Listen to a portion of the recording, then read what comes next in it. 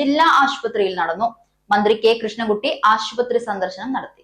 പൊൽപ്പുള്ളിയിൽ car start ചെയ്യുന്നതിനിടെ പൊട്ടിത്തെറിച്ച് ഗുരുതരമായി പൊള്ളലേറ്റ് ചികിത്സയിലായിരിക്കെ മരണപ്പെട്ട ആൽഫ്രഡ് മാർട്ടിന്റെയും എമിൽ മരിയ മാർട്ടിന്റെയും മൃതദേഹങ്ങൾ പാലക്കാട് ജില്ലാ ആശുപത്രിയിൽ പോസ്റ്റ്മോർട്ടം നടത്തി. തുടർന്ന് വൈദ്യുതി വകുപ്പ് മന്ത്രി കെ കൃഷ്ണൻകുട്ടി ആശുപത്രിയിൽ സന്ദർശനം നടത്തി.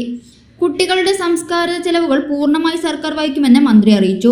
ചികിത്സയിൽ കഴിയുന്ന കുട്ടികളുടെ അമ്മ എൽസി, മൂത്തമകൾ അലീന, മുത്തശ്ശി ഡെയ്സി എന്നിവർക്കുള്ള ചികിത്സാ സഹായം ഏർപ്പെടുത്തുന്നതിന് ജില്ലാ കളക്ടറെ ചുമതലപ്പെടുത്തിയതായും മന്ത്രി വ്യക്തമാക്കി.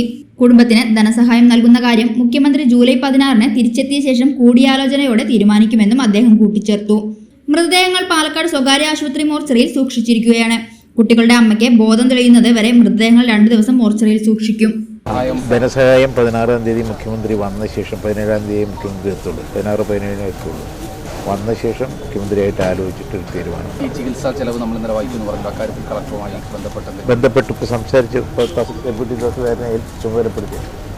ചികിത്സയിലുള്ളവരുടെ അവസ്ഥ ഇല്ല, അത് നോക്കുന്നുണ്ട്. അതിൻ്റെ ചികിത്സാ ചെലവ് ആരോഗ്യനിലയുമായി ബന്ധപ്പെട്ട് ആരോഗ്യനില 40% അമ്മയ്ക്കുണ്ട്, മറ്റേ 25% കുട്ടിക്കുണ്ട് എന്നുള്ളതാണ്.